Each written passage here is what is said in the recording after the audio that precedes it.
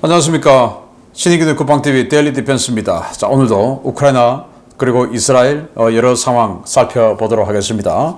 우크라이나군이 그동안 한 며칠 잠잠했어요. 러시아 본토 전략 타격 좀 잠잠했는데 드디어 다시 러시아 본토에 대한 전략 타격을 재개했습니다. 물론 크림반도 쪽도 했고요. 그래서 하루에 여러 군데를 때렸는데 그 여러 군데가 정말 엄청난 곳을 때렸다. 하나는 전략 방공 레이더 기지, 하나는 전투기 집중적으로 운영하는 전투기 기지인데 최고급 전투기가 여러 대가 부서진 것 같습니다. 보도록 하겠습니다. 정보 브리핑 먼저 하겠습니다.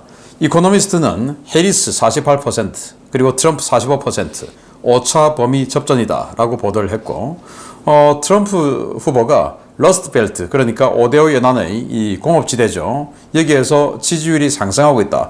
이 지역이 해리스가 앞선다 라고 하고 있던 곳이었는데 이 지역에서 또 트럼프 후보가 또 상승 중이다 라고 해서 접전이다 라는 건데, 자, 여기 보시면 폴리마켓에서 배팅하는 곳이죠. 여기에서 드디어 다시 49대 49 동률이 되었어요. 지난 TV 토론 직후에 3%포인트 차이로 해리스가 앞섰어요. 그러다가 여기에 계속 좁혀지더니 이제는 크로스가 될 건지 동률이 되었습니다. 또 며칠 후에는 또 어떤 식으로 변화가 있을지 또 지켜봐야겠습니다. 바이든 대통령은 이스라엘의 대이란 보복 문제, 이스라엘은 석유 시설을 공격하겠다, 자꾸 이렇게 우기고 있는데 그런 거 포함해서 여러 의제를 논의 중이다 라고 이야기를 했습니다. 그러니까 이란은 이스라엘이 우리 석유 시설을 공격한다고? 그러면 말이야, 이스라엘이 이란 석유 시설을 공격하면 우리는 사우디아라비아, 오만, 아제르바이잔의 석유 시설을 공격할 거다 라고 또 맞받아쳤어요. 그러니까 사우디아라비아, 오만, 이제 친미 국가 아니겠습니까? 여기서 니들이 미국 말려 라고 하는 것이고, 이란 석유 시설 공격 못하도록 말려 라고 하는 것이고, 아제르바이잔은 여기는 또 갑자기 뜬금없이 왜 나오냐? 이게 또 이스라엘하고 굉장히 또 관계가 무기도 많이 주고받고 관계가 많아요. 그래서 아제르바이잔까지도 공격할 거다라고 말을 했습니다.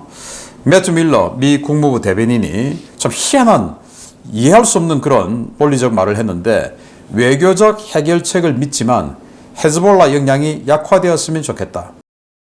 외교적인 해결책으로 헤즈볼라 역량이 약화되지 않죠. 헤즈볼라 역량은 때려 부수어야만이 약화되는데 이게 도대체 무슨 말이냐 도대체. 그래서 이 말을 이런 식으로 비유할 수도 있을 것 같아요.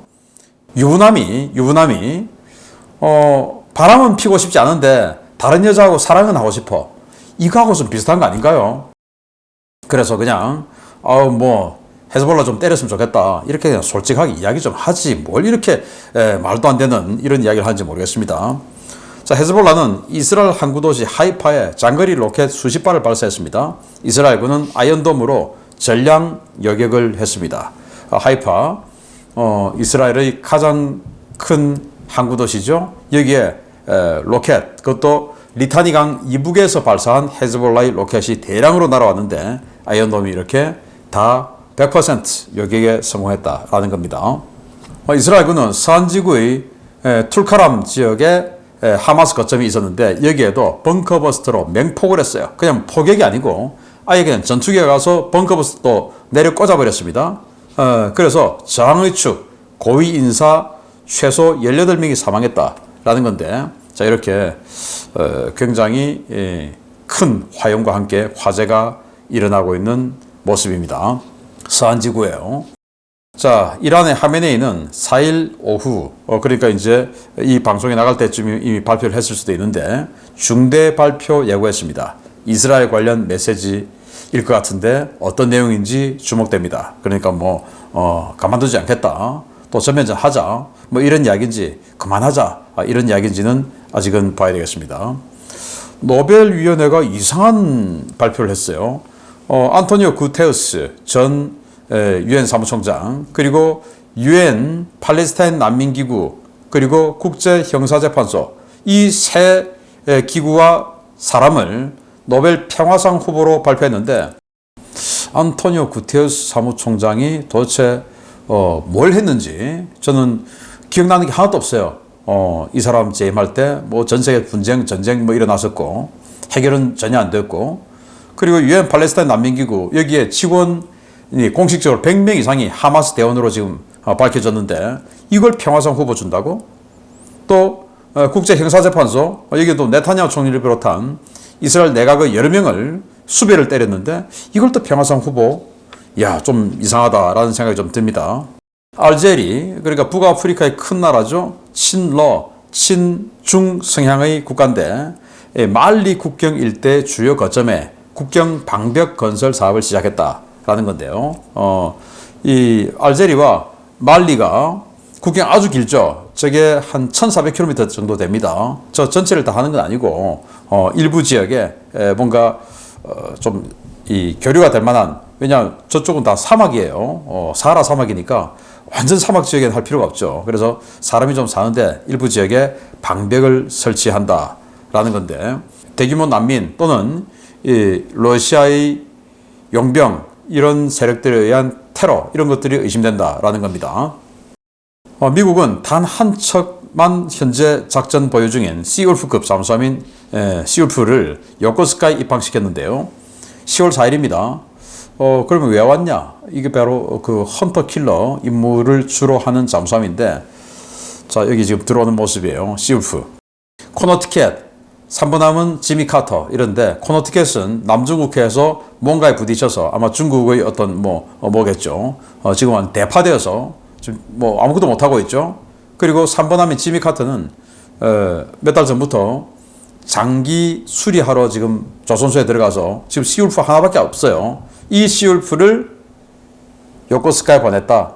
이 말은 아주 중요한 뭔가를 지금 미행해야 할 필요가 있다. 이 말인데, 제가 봤을 때 왜 왔을까 고민을 해보니까 중국의 단급 신형 핵잠수함이 있습니다. 그 단급 잠수함의 이 시험평가, 뭐 전력화 작업 뭐 이런 걸 위해서 바다에서 운항을 하러 나오지 않겠습니까? 지금 그 개발 중에 있으니까 지금 다 지었고 이제 전력화 과정 중에 있어요. 그 단급 잠수함이 바다에 시험 운항하러 나오는 스케줄이 있지 않을까? 그걸 쫓아다니면서 그 단급 잠수함의 은문 뭐 이런 것들을 다 취득하기 위한 작전에 들어온 건 아닐까라는 생각이 듭니다. 성공하기 바랍니다. 자, 우크라이나 소식 보겠습니다. 병력은 1230명의 러시아군을 사상시켰다라고 발표했고, 전차 15대 격파, 장갑차 31대 격파, 차량 70대 격파, 특수장비 3대 격파, 야포 59문 격파, 다련장 로켓 8문 격파, 무인항공기 101대 격추 등의 전과가 있다라고 밝혔고, 전차 장갑차 숫자는 뭐 평소보다 약간 많고 야포도 꽤 되네요. 59문이니까. 자, 우크라이나군은 전투가 142건이 있었는데 전후방에서 적의 손실을 안겨주고 있다라고 발표를 했고, 지금 부울레다르 관련해서 굉장히 논란이 많으니까 뭐 졌다 이거죠. 왜 그렇게 쉽게 내주나 또 이거죠. 그래서 우크라이나군은 부울레다르 철수는 장병들의 생명을 위한 것이지, 그래서 일부러 철수한 것이지 전황은 변동 없다, 이렇게 이야기했어요. 포위가 됐으니까 완전히 그냥 항아리처럼 이렇게 쑥 들어갔으니까 그래서 나와버린 거다라는 건데, 자, 여기가 부울레다르입니다. 부울레다르가 지금 이제 보라색으로 돼서 러시아 영역으로 들어갔죠. 이 건너편에 있는 이 기계화 여단, 이 마크가 바로 72 기계화 여단, 부울레다르에 있던 거 빠졌죠.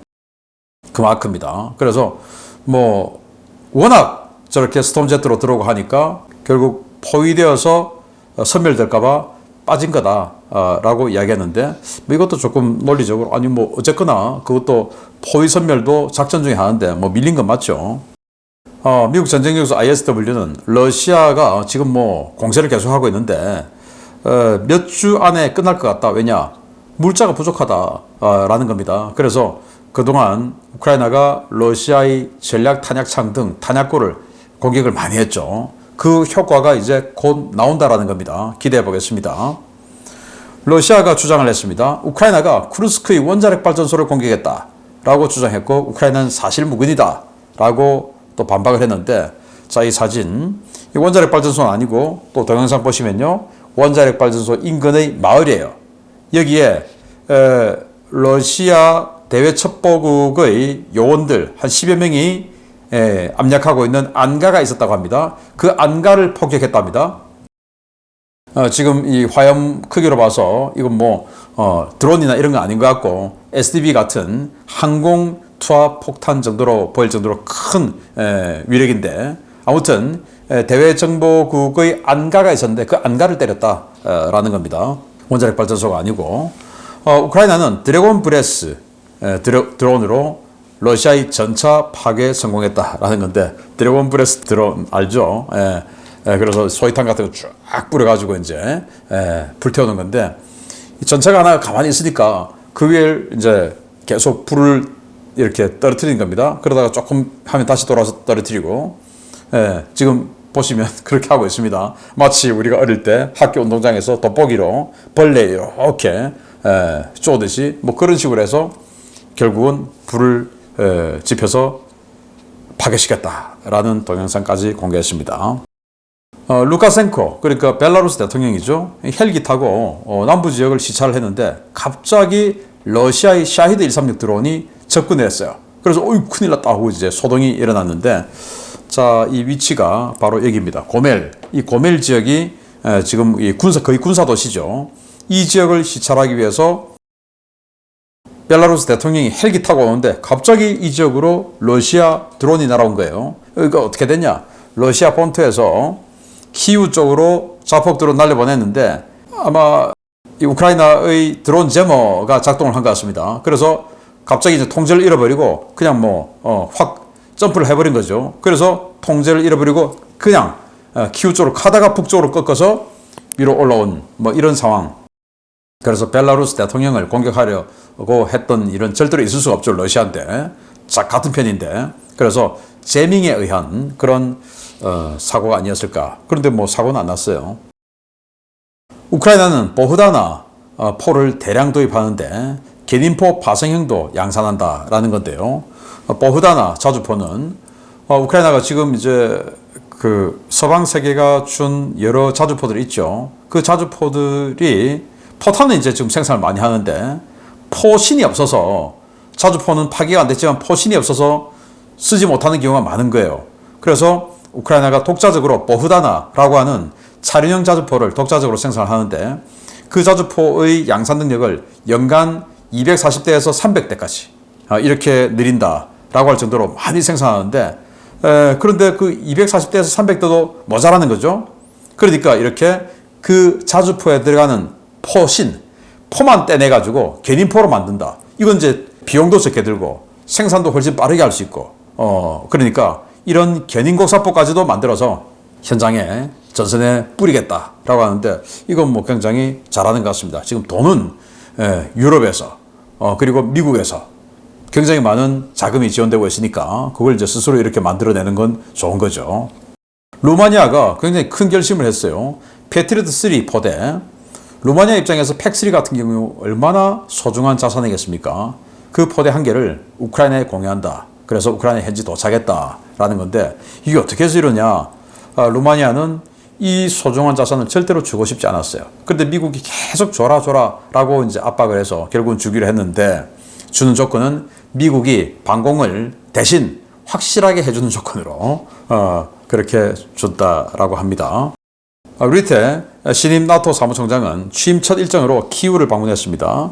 그래서 지원을 논의했는데 이렇게 병원에 가서 부상병들도 살펴보고 이러면서 이제 지원을 논의했다. 근데 이 키우 방문에서 우크라이나의 나토 가입 여부에 대한 논의도 당연히 젤렌스키와 했겠죠. 그래서 젤렌스키는 우크라이나 나토 가입 초청 받는데 주력할 것이다. 물론 뭐 이 리테 사무총장이 초청한다고 나토 가입할 수 있는 건 아니지만 아무튼 사무총장과 이런 대화를 나눴다라는 거고요. 자, 중요 소식 보겠습니다. 지난 9월 하순 폭주 이후 잠시 숨을 고르고 있던 우크라이나가 러시아 본토에 대한 장거리 타격 작전을 다시 시작했습니다. 크림반도에서는 러시아가 자랑하는 전략 방공 레이더가 파괴되었고, 내륙 보로네시주 후방에서는 최신 전투기들이 집결해 있던 공군기지가 초토화되었습니다. 러시아 방공 시스템은 이번에도 무력했습니다. 우크라이나군이 크림반도 모처에 배치되어 있던 러시아군의 전략 방공 레이더 네보-M을 에이테킴스 미사일로 파괴하는 데 성공했으며 같은 날 러시아 공군기지에 대한 드론 타격 작전도 성공시켰다고 복수의 워싱턴 소식통이 현지 시각 10월 4일 리포트했습니다. 현지 시각으로 10월 2일 야간과 3일 새벽에 진행된 이번 작전에서 우크라이나는 크림반도, 정확히는 서부 예프파토리아 인근 쇼브코즈빈의 일대로 추정되는 지역에 에이테킴스 미사일 공격을 가해 러시아의 네보-M 전략 방공 레이더를 파괴했습니다. 우크라이나 군사정보국은 해당 레이더가 S-400 방공 시스템의 보호를 받고 있었고 공격에 사용된 에이테킴스는 소량이었다고 전했는데요. 우크라이나 측은 네보-M을 파괴하는 데 성공했다고 주장했지만 아직 시각적 증거 자료는 제시하지 않았습니다. 러시아 전국에 단 10대가 배치되어 있는 네보-M은 VHF와 UHF, L밴드, X밴드를 이용한 멀티밴드 데이터 융합 방식의 전략 레이더인데요.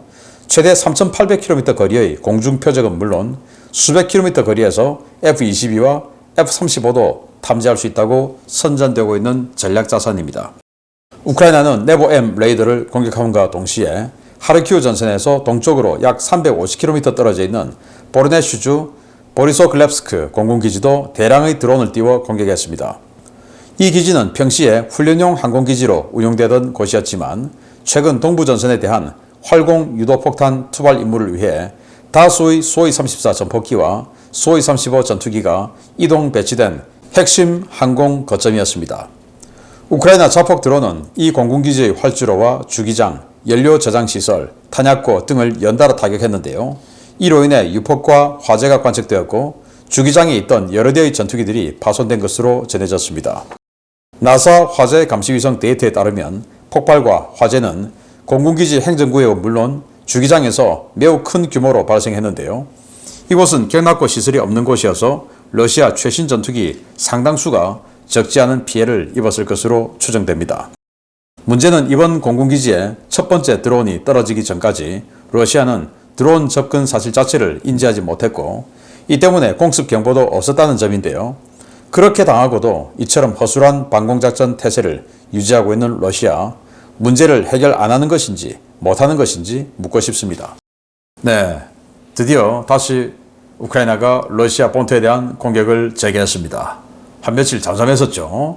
재개했는데 자, 일단 이걸 깨버렸어요. 이건 이 러시아가 미국 또 나토의 ICBM 등 핵미사일을 조기 경보하기 위해서 만들어 놓은 10개의 전략 방공 레이더입니다. 그리고 이제 최근에는 뭐 스텔스기도 탐지할 수 있다라고 주장하는데 UHF, VHF 그리고 L밴드, X밴드 등 여러 주파수를 이제 퓨징해서 그렇게 해서 이제 이거 스텔스기다 이렇게 이제 특징해낸다고 하는데 10개 있던 레이더 중에서 하나 몇 달 전에 깼어요. 그런데 그걸 또 보충해 넣은 겁니다. 바로 크림반도입니다. 크림반도에 보충해 넣은 겁니다. 그걸 또 공격해 버렸어요. 그런데 이 인근에 S-400 지대공 미사일 시스템이 있었는데 도움을 못 줬다라는 거고 이 크림반도에서 활동하는 이 파르티잔 주장으로는 S-400 지대공 미사일 시스템 발사대도 한 3개 부서졌다라고 하는데 근거는 없습니다. 주장만 있을 뿐이에요. 자, 이렇게 굉장히 소중한 전략적 방공자산 하나가 파괴됐고 자, 또 여기 보리소글랩스크 공군기지 하르키우에서 350km 떨어지는 이 지역에 있어요. 이 지역에 있는 공군기지를 많은 수의 드론을 보내서 공격을 했는데 공격할 때까지 경보는 전혀 없었다. 몰랐다 이겁니다. 황당하죠. 평시에 여기 이제 7월 달에 찍은 위성 사진인데 이거 보면 여기 하늘색으로 보이는 이 전투기가 수호이-34 전폭기 그리고 여기 회색으로 보이는 이 전투기가 수호이-35 전투기 이렇게 지금 쭉 있습니다. 러시아가 지금 전선 가까운 데 있는 곳은 이 경납고를 따로 유계 경납고를 만들었어요. 워낙 지금 드론들이 날아오니까. 그런데 여기는 유계 경납고가 없습니다. 아직도 그대로예요. 이렇게 그냥 노상에다가 그냥 전투기 그냥 늘어놓고 있습니다. 여기 그냥 들이닥쳐 버린 겁니다. 그래서 지금 동영상 보시면 번쩍번쩍하죠. 자, 이렇게 러시아 보리소글랩스크 공군기지가 많은 양의 드론 공격을 받았고, 자, 이걸 나사 화재 감시 위성 데이터를 보니까 여기 지금 활주로가 있습니다. 활주로 끝단 이 지역에 뭔가 불이 많이 났다라는 것을 확인할 수 있고, 여기 이 지역은 이 관사 그리고 사령부 뭐 이런 것들이 있는 지역이에요. 여기도 지금 불이 많이 났죠. 여기가 더 많이 났으면 어땠을까라는 생각이 드는데 여기가 불이 났습니다. 자, 그러면 여기는 어디냐? 네, 바로 이 지역이죠. 이거 우크라이나 군사정보국이 우리 이렇게 성과를 거뒀어 하고 보여준 위성 사진인데 지금 뭐 불에 시커멓게 걸린 이런 모습들이 있죠. 자, 그런데 여기가 딱 아까 수호이 35 전투기가 주기되어 있던 바로 그곳이에요. 그곳이 저렇게 광범위하게 불탔다는 것은 수호이 35 전투기 최소 서너 대 이상은 불타버렸다라는 것을 확실하게 볼 수 있는 거고, 또 저 정도면 파편 뭐 이런 거 튀어서 옆에 있던 수호이 34, 수호이 35 전투기 몇 대는 또 데미지를 심각하게 입어서 아주 오랫동안 수리를 해야 하는, 즉 지금 당장 작전에서 아웃돼 버린 이런 상황이다라는 건데요. 간만에 굉장히 큰 전과를 거두게 되었습니다. 자, 주말간에 우크라이나에서 또 특히 이스라엘, 이란에서 굉장히 큰 뭔가 상황이 벌어질 수 있을 것 같은데 계속 서치해서 여러분들께 다시 찾아뵙도록 하겠습니다. 마치겠습니다. 감사합니다.